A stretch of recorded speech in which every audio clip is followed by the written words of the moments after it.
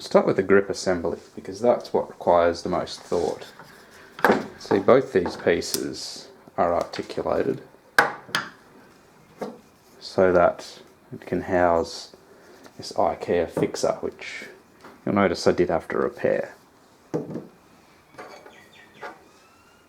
That interfaces with this rod like that. Of course, if you made this, you'd probably do well to skip that socket and just have a 1/4" bolt in here. This rod goes in here, 10mm socket.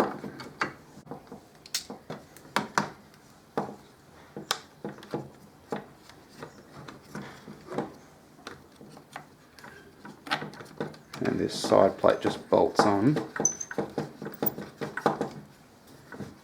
so that whole assembly won't move around. And your hand can easily access that pistol grip.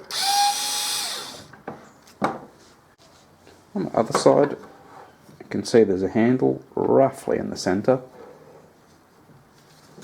A plate down here, which is designed to rest against your hip, just like a shoulder stock would if this had more conventional ergonomics. And this grip, as you can see, is right in the centre of balance.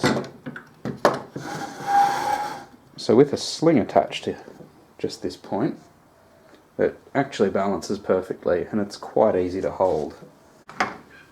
At the front, there's a latch here that holds the central axis, so that cylinder can be removed, but I don't see the point.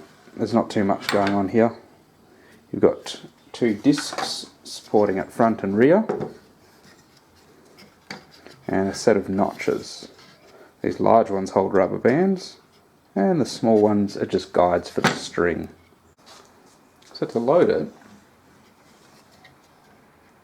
there's a pin over here which the firing string can loop onto, which then winds into that smaller notch, gradually spiralling back until we get to the end. This string's just a little bit short, but you'll see I've held that in place temporarily with a rubber band so that while I'm trying to load it, that string won't fall off.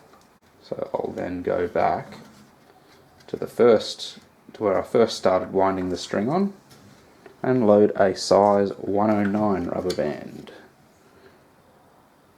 which is the biggest commercially available rubber band.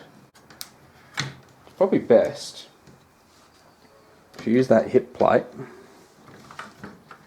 to brace the cannon against your body and use 2 hands to load these bands. If you had shorter ones, you'd get a lot more power.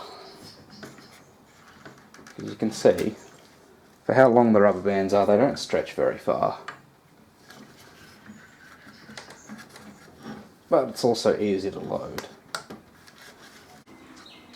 So it's all loaded, and I've attached a string to this rod in the same fashion using that rubber band so it doesn't slip off. You can see that when that starts to turn, it'll pull this string out and pull the rubber band off.